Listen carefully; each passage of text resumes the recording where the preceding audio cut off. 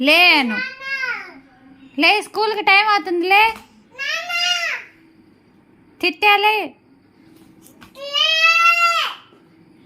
Time అవుతుంది స్కూల్కి.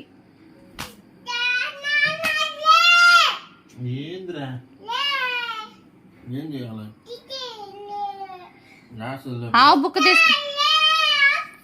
ఆ బుక్ తీసుకొని చదువుకోవాలి.